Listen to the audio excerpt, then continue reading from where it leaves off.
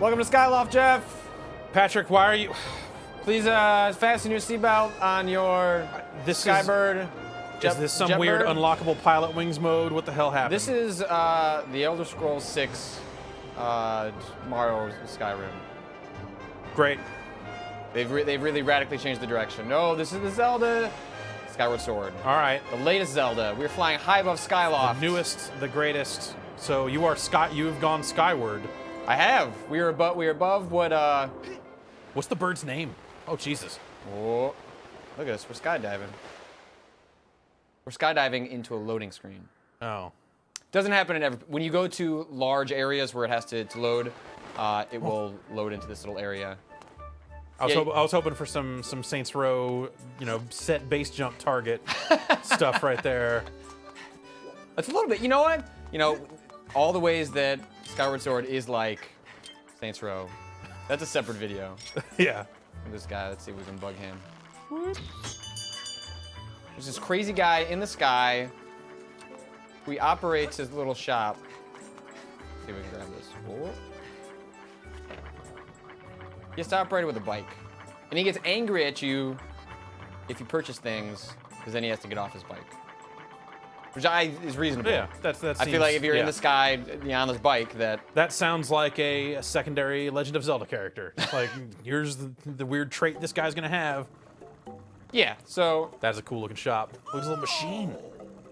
I don't even know how any of this stuff works. There's computer monitors in here. Yeah. That's one of the weird things about this game. It has like some interesting things. It has like hints of technology. Like the dungeon we're gonna kind of run through after we do some of the setup here actually is where the game kind of plays around with having some futuristic elements. See? So now he's gonna kick me out. Ick. Nice. Hopefully I lose health in the process. Actually, one of the nice things, it's not a radical change, but a change is that if you jump off of, you can still lose health when you jump off the ledges and it's a high drop, but you no longer lose health when you fall into a random pit. It's actually kind of a meaningful change in a Zelda game because the game handles jumping automatically, so there are plenty of times when you think you've lined up a jump. Walk off the ledge and screw it. Yeah, and so no longer is that a problem. That seems like a cool change. It's pretty small on the. We'll get to the combat stuff, which is really the biggest change for Skyward Sword. But this is. Yeah, I mean you're using the official gold controller. I'm using the slightly cheap-feeling official gold controller for. Feels kind of like it's been spray painted. Yeah, this guy's pretty weird. Zelda characters are always really strange. You're not sure where they stand.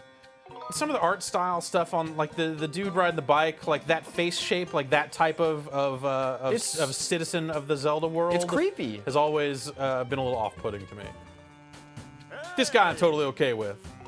Basically what I'm saying is I'm fully racist when it comes to Hyrule and Hylians. Hylians? Hylians sounds right.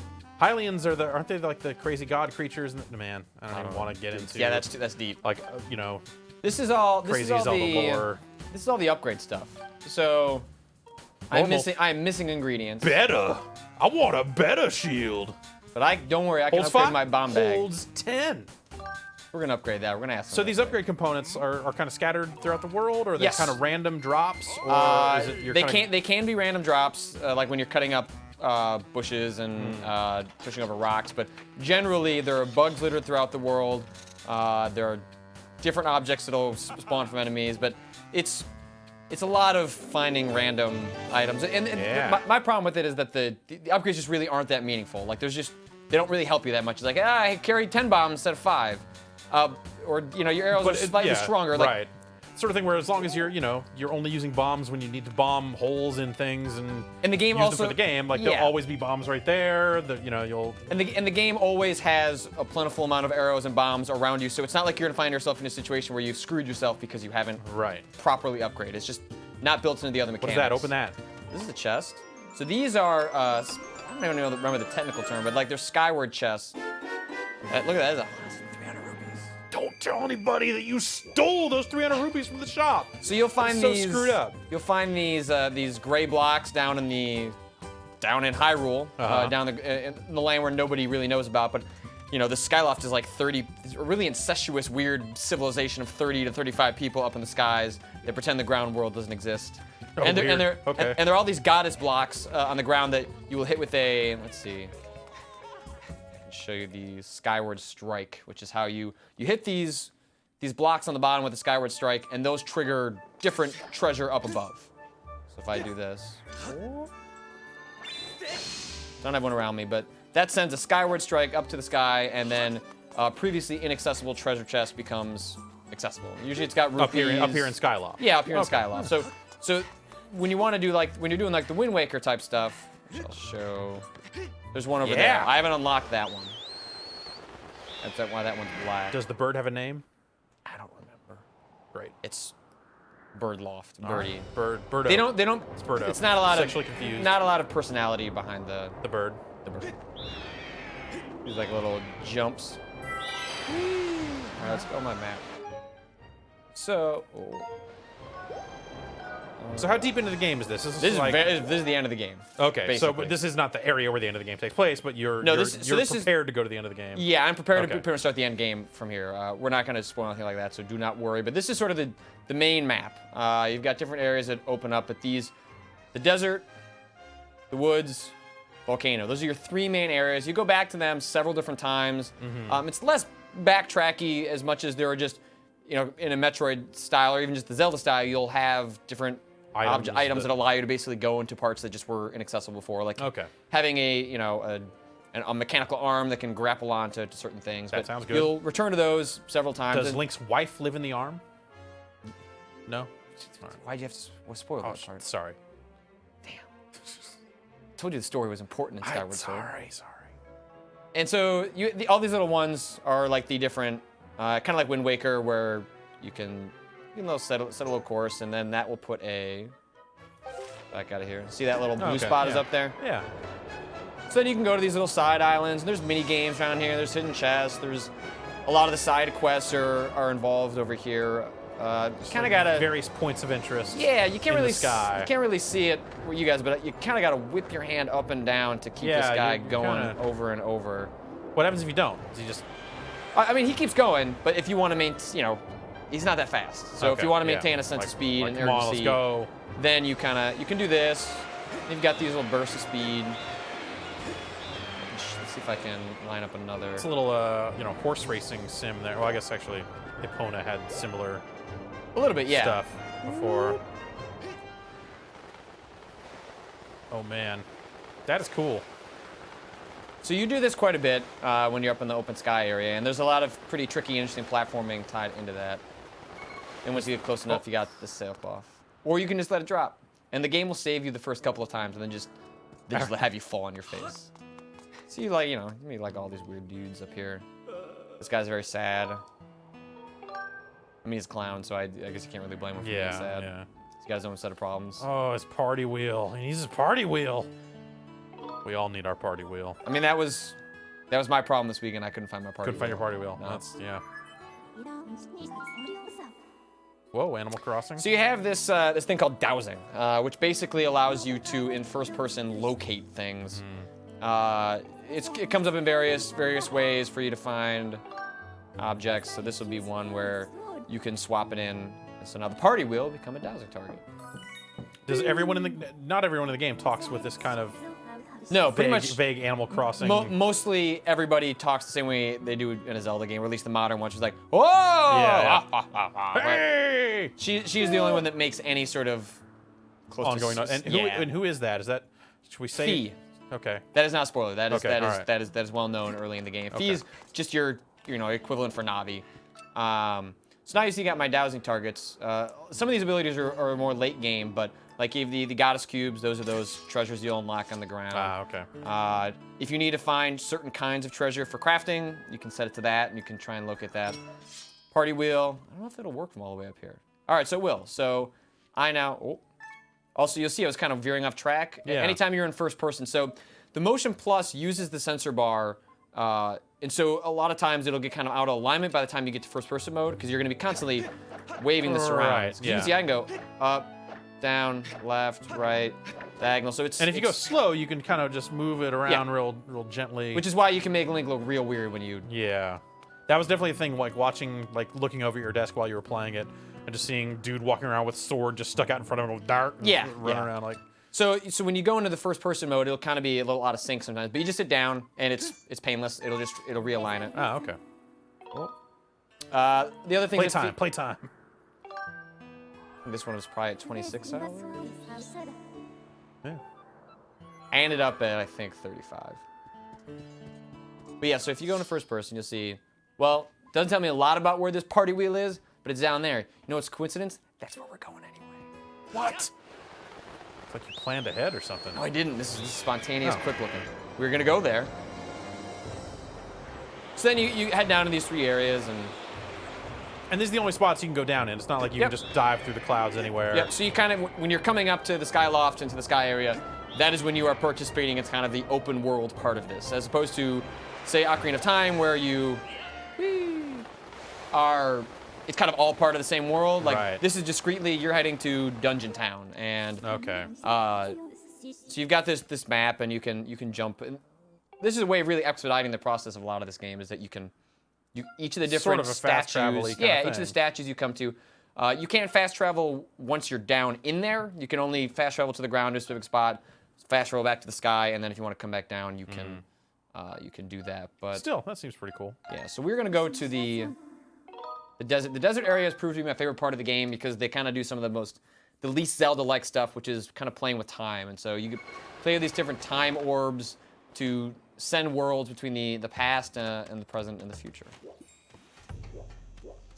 I'll show you one of the. We're not going to go down this path, but so that's like one of the early paths. You like when you first come through this area, you see that, and you've got nothing you can do to get up there. Later, you get the claw shots, and you go down that path, and that leads to the second dungeon instance. But the idea of a dungeon is really kind of confusing in this game because even if you don't go into an area, oftentimes you're fighting in these big outside worlds that have plenty of puzzles themselves. So get you kind of the feel of a dungeon without exactly. So there are probably closer to 15 or 16 dungeons in this game, which accounts for why this game is like 35 hours long. And I think definitely came out on the low end.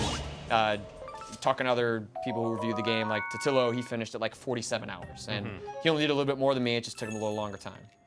Look at all that stuff I've been collecting. Man. Yeah, that part of the game's not very fun. And what also sucks is that it reads the description to you every time you exit a world and come back in. So now if I come across that claw a second time, it won't say it to me. But if I leave and then come back, it will say it to me again. Yeah. Yeah. So not so good. This is the old part of the dungeon, and then we'll get to this. So these guys are not really showing off too much of the combat. These are kind of just standard bats. Yeah, I mean, you can just kind of like waggle at those guys to get them for the most part, right? Yeah, so these guys got to wait. Oh.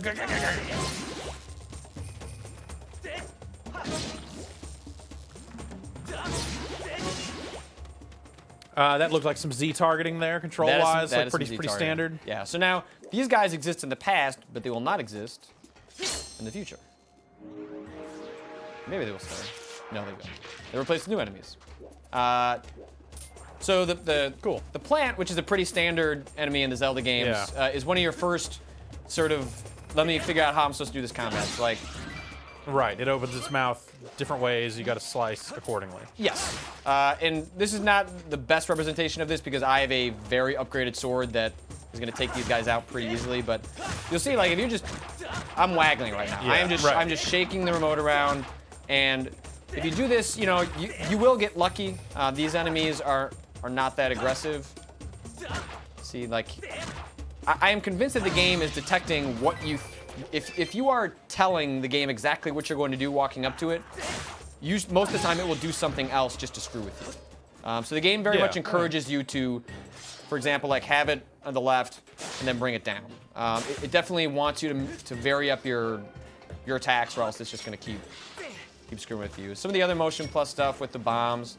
Now you got this big bomb bag. You're just throwing them all over the place. Like you don't care. Well, like this is the most awkward motion. I can't really show this in the quick look, but I have to turn my hand all the way down like this. It's literally facing the Wiimote down. All right. And then you roll it.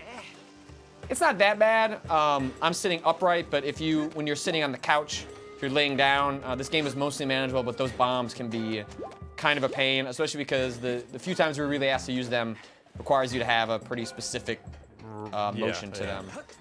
Let's show off one of the other cool gadgets. This one's kind of nice. A lot of times the game has these little things scattered about, and you can send out this guy, pick him up for you. All right. So I've upgraded him. This one is one of the more decent upgrades. Is like you can upgrade this guy so he has a speed boost, and I return him to me. Comes back and You get paid. I get paid. All right, let's see.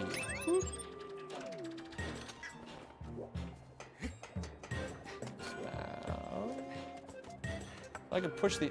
So now if I go back here. So now this is one of those time divides. So this is technically still in the past. That's in the future. But if I push this guy.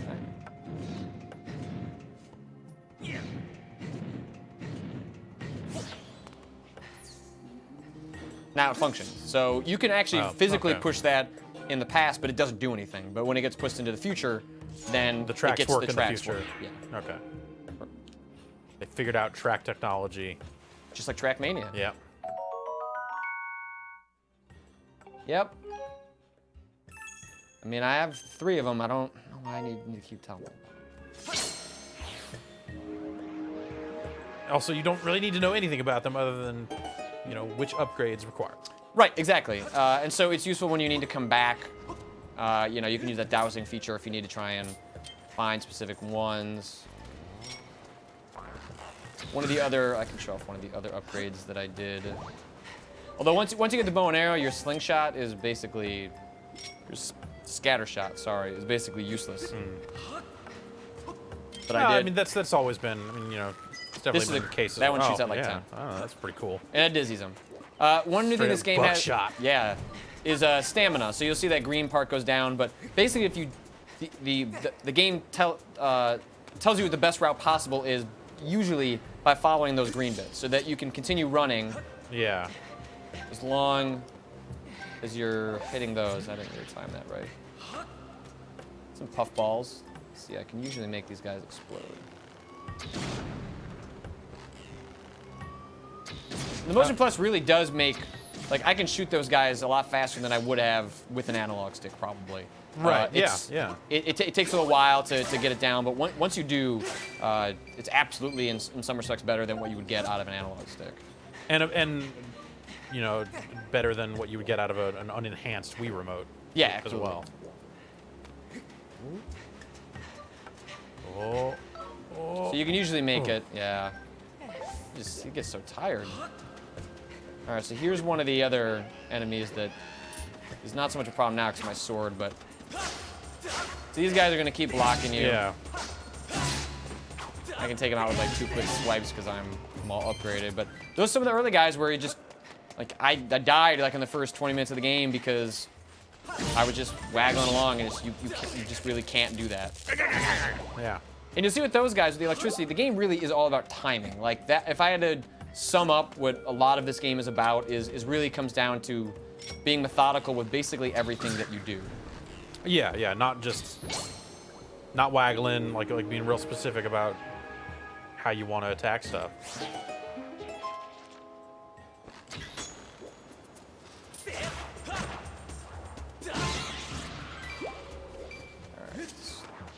Would you say that most of the enemies in the game have that sort of, it's not as blatant on everybody as I'm going to open this way and you got to slash this way, but would you say most of the enemies have some sort of directional indicator, like you need to slash them this way? Yeah, no, I would, basically all of them are fairly, and that's why this was always a weird game to see at trade shows, because when you would see how obvious the enemies were being, it was kind of difficult to gauge whether that was going to be fun where an enemy is so forthright about kind of what you're supposed to be doing. All that stuff just looked like really... It made it seem really obvious. It looked like the sort of thing that if you stretched it out into a full game would get boring immediately. So I was definitely like between E3 and stuff like that was really kind of put off mechanically by how they were using the Motion Plus stuff. And I would say it ended up being the opposite. You'll know the tells ahead of time, so you can kind of take out enemies out quicker. Mm-hmm. But what it does is forces you to kind of always have to be engaged with the combat. So even the parts where you're backtracking, trying to figure out a puzzle. Like every time you encounter an enemy, like it's even small stuff. Like when you first encounter, we're gonna warp ahead to a different part of the desert here. But when you encounter spiders for the first time in the first dungeon, the first time you have to hit them from left to right to make them spin, and then using a thrust move in order to hit their weak spot. The next time you encounter them, they're coming at you on the ground, and if you keep hitting them just like your regular left, right, or up or down, you can't do any damage. They're armored. So what you end up figuring out is that you have to attack from down to up, which flips them on their back, and then you do a downward strike. So that's cool. When you're looking at it from someone else playing it, I can see why that seemed like, that's kind of boring. Like it seems like the enemies are being really obvious. But what it does is, because the controls are so precise, and that's going to be a stumbling block for people. I don't necessarily think this is going to convince anyone that doesn't like motion controls that like motion controls are a cool thing. Right. But this kind of takes it logically as far as the Wii could go in terms of doing something interesting with them, especially within the structure of a game like Zelda. So this is one of the second areas of the desert that has, I think, some of my favorite stuff. This also with the time manipulation things. They really throw you back in really close to the ground. Like if you, during the loading screen, if you looked away or looked at your phone or something, you'd probably hit the ground a lot. Now we're talking. I gotta talk to this guy. Oh yeah, we're getting on a boat.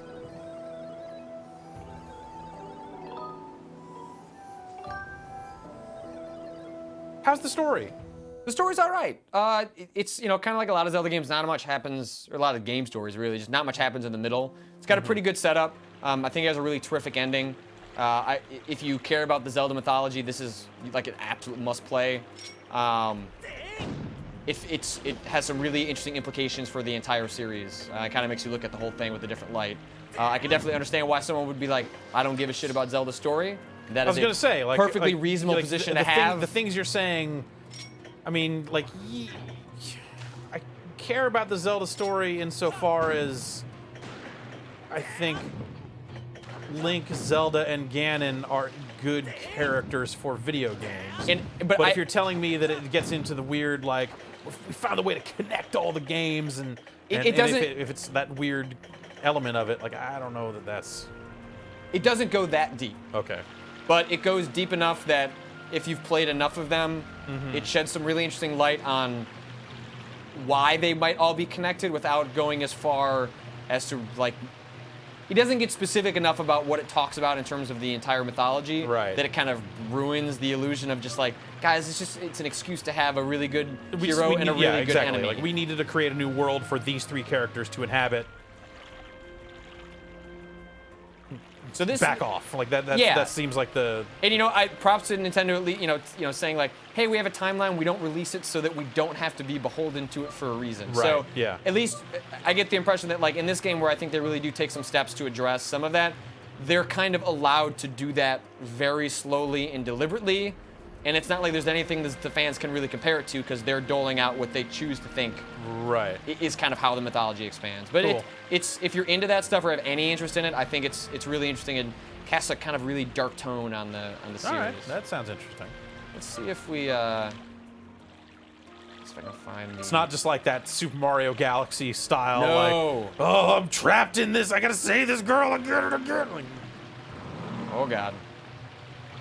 So this one This section I probably spent a good 15 minutes just roaming around because you're changing this whole world in real time. Like you can get off and run along this desert. Yeah. Or you can, or you're going on this boat and you're kind of changing it as it happens. It's a really neat touch, especially for a machine that everyone kind of rightfully takes a dump on for just being so ancient at this point. But Nintendo. I mean, it looks really. I mean, artistically. Yeah, and that's it looks awesome. I played this game on a Wii, but I cannot. I can't say I wasn't super jealous of the people that are finding ways to play this on their PC, because those Dolphin emulating stuff makes this game look absolutely gorgeous. Yeah. So this is a section I can show off a couple more of the gadgets. Oh. Oh.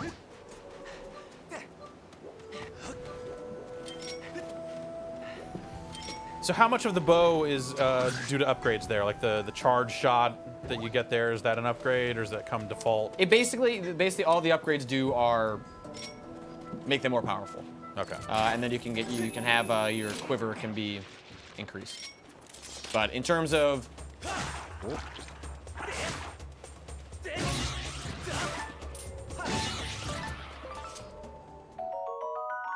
Chili Blob. I think I have a ton What a boring wad of I have a gunk ton that of those. is. Yeah, I have 13 of those. But just in case I forgot. See, now that one, it doesn't come up Yeah, with it. cool.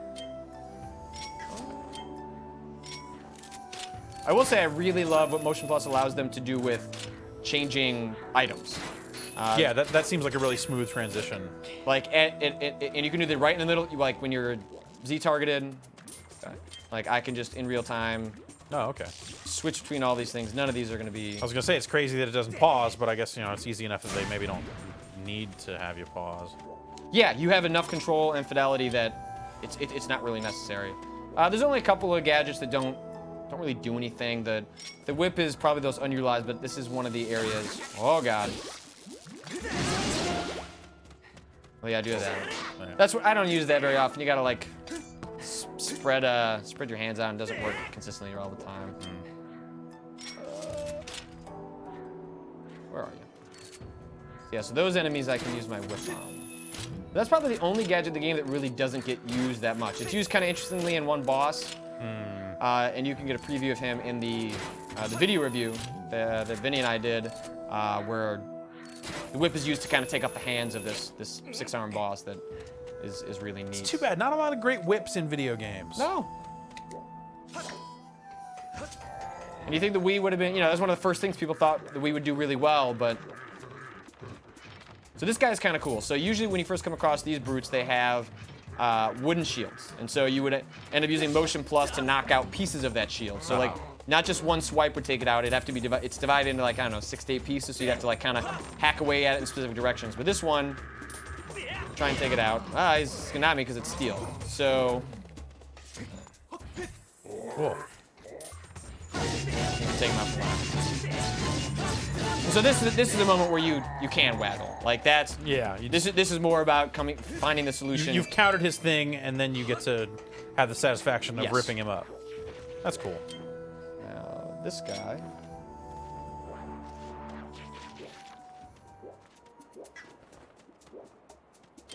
Close enough. Oh.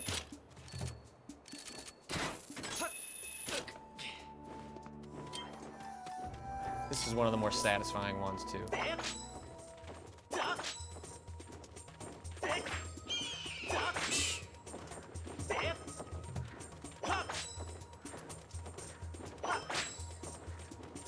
Come on, bird.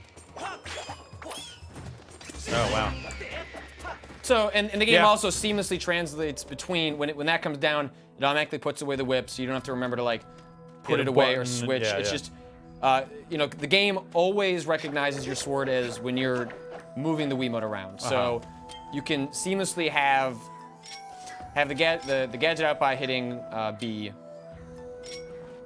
And you're using that, but as soon as you put that away, it's right back to the sword. Yeah. Yeah, cool. Just get up here. I mean, do the dungeons, do the areas, I mean, you have these 3 big areas, but then you do go into proper dungeons. Yes. Do those just kind of hit the same notes you'd expect? Like, here's your water temple equivalent, here's your fire, this. Yeah, desert, yeah, that. and I mean, you know, generally speaking, this game isn't, you know, structurally that different than any other Zelda game. But it's very much, oh, there's a dragonfly I could catch with my net. Yeah, get the net. Oh. 1-to-1 net control. Yeah. And they will. There are some bugs that when they. I think there might be some up here. They'll run away and they make like a little sad face when you step on them, and then you can't keep them anymore. But yeah, you're going into a water dungeon, a fire dungeon, and I mean that's just kind of how Zelda works at this point. And I think if that's your hang-up, this isn't. Yeah, that's not the stuff that. Oh, geez. See this. All right, this. I remember why this is one of the cool spots. So this is one of the. So your gadgets don't really come into combat that much in this game because so much is based on the sword play and sort of how they play with that. But this is one of those instances where you take out your beetle in order to get past the spot, clip them off.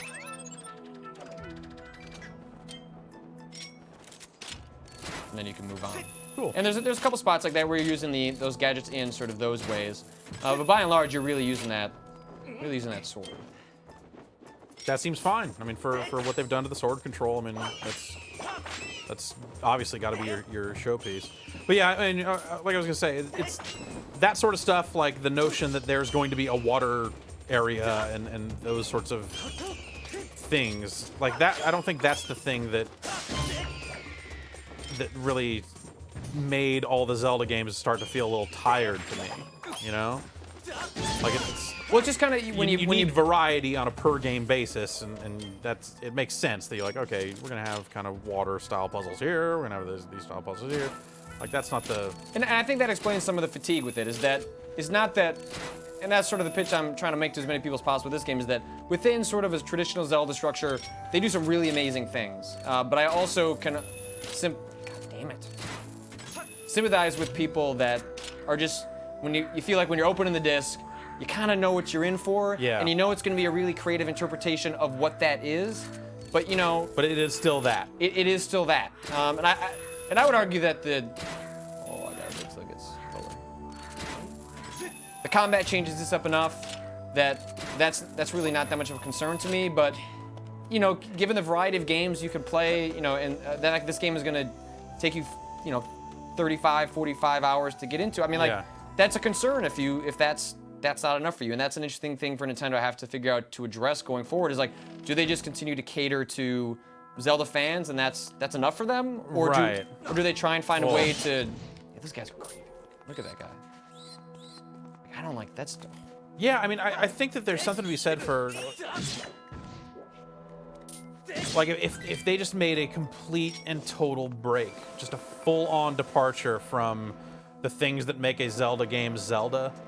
Well, at that point, it's like, why even call it a Zelda game? And it's interesting, you know, we were talking about some of the comments that like Miyamoto was making about this game kind of took 3 years, but ended up taking 5 years to make. And how this didn't start as a Zelda game, just like a lot of Nintendo games start with, hey, we have this idea for a mechanic or or a style game. Is this going to be a backpack that Mario wears or something that Link pulls out of his backpack, out of his satchel? And I think that works for and against Nintendo because you have these iconic characters and kind of understanding of what you're getting into when you play it, but that also creates like a 32 of those. I get that damn menu every time.